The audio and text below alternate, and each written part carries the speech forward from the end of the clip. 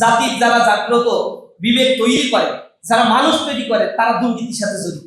ইউজিসিতে কোটি কোটি টাকা লোপাট হয়, জনগণের জন্য বরাদ্দ, ছাত্রদের জন্য বরাদ্দ হয়। ইউজিসিতে যে পরিমাণে টাকা বরাদ্দ করা হয়েছে, আমি হিসাব করে দেখছি যে এইগুলা বিগত 15 বছরে ইউজিসিতে যা বরাদ্দ, তাতে ঢাকা ইউনিভার্সিটিতে একটা ছাত্র ফার্স্ট ইয়ারে ভর্তি হলে তার হল ছাড়া থাকার কথা, কিন্তু ইউনিভার্সিটি গুলো তার হল দিতে পারে না। রাজশাহী ইউনিভার্সিটি 70% স্টুডেন্ট হল পায় না, অসহায় জীবনযাপন করে।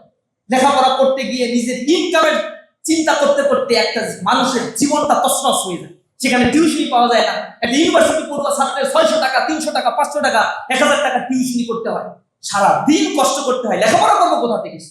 মাথার ভিতরে এমন একটা বোঝা চাপিয়ে দেওয়া হয়। উচ্চ শিক্ষা নিয়ে সরকারের কোনো প্ল্যান নাই। আবার যাদেরকে এখানে বসিয়ে রাখে তারা হচ্ছে এক একটা দুর্নীতির রাজপুত্র বসে থাকে। শিক্ষা খাতের পরে হচ্ছে স্বাস্থ্য খাত, হচ্ছে দুর্নীতির ক্ষেত্র। যারা এখান থেকে টাকা লোপাট করে, এদের সন্তান মানুষ হওয়ার কথা না, এদের সন্তান মানুষ হওয়ার কথা, এদের স্ত্রী পরিবার পরিজন মানুষ হওয়ার কথা না। কারণ মানুষের টাকাগুলো লোপাট করে তারা নিয়ে যাচ্ছে। আমরা ট্যাক্স দেই, আমরা ভ্যাট দেই। আপনি তো ডিরেক্ট বা ইনডিরেক্ট ট্যাক্সের টাকা আপনারও দিতে হয়। আপনি সাংবাদিক বসে আছেন, আপনারও দিতে হয়, আমারও দিতে হয়। আমি একটা জামা পরলেই আমার 15% ট্যাক্স কেটে নেয়। এবং এইটাই হচ্ছে সরকারের আয়ের সবচেয়ে বড় ক্ষেত্র, ভ্যালু অ্যাডেড ট্যাক্স, যেটা you are bound to pay.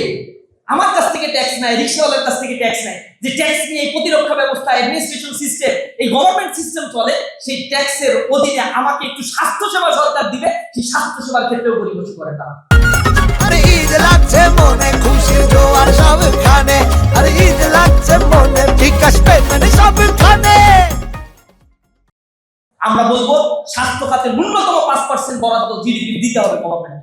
এটা যদি দেওয়া হয় তাহলে আমাদের দেশে যে দৈন্য দশা রয়েছে, প্রাইভেটাইজেশন, প্রাইভেট হাসপাতাল, বা স্বাস্থ্যমন্ত্রী যারা হয়, প্রতিমন্ত্রী যারা হয়, ওইখানে যারা আছে, ইয়ার আরেক জগৎ। তাদের আবার এত বড় বড় প্রাইভেট হসপিটাল, এরা ওইদিকে কোনোদিন নজর দেয় না। কারণ পাবলিক হসপিটাল ডেভেলপ হলে ওই প্রাইভেট হসপিটালের ব্যবসা সত্য বন্ধ হয়ে যায়।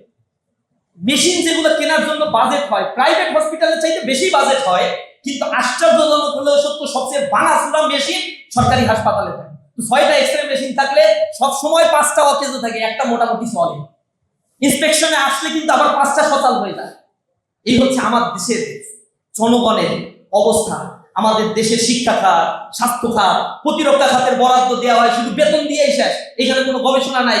এখানে কিভাবে ড্রোন তৈরি করতে হবে, মিসাইল তৈরি করতে হবে, তার কোনো ইঞ্জিনিয়ারিং শেখানো হয় না।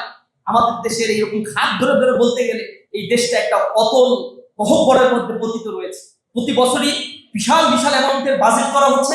জনগণের মাথাপিছু আয় 2000 মার্কিন ডলার, 2700 মার্কিন ডলার ছাড়িয়ে যায়, কিন্তু শুভঙ্করের ভাগী আসলে আপনি 1000 মার্কিন ডলার ভোগ করতে পারেন না। কারণ ইনকাম ডিসপারশনটা এত বেশি। মাত্র 20% মানুষ এদেশের 90% সম্পদ জিম্মি করে রাখছে। আশ্চর্যজনক হলো এইটাই সত্যি।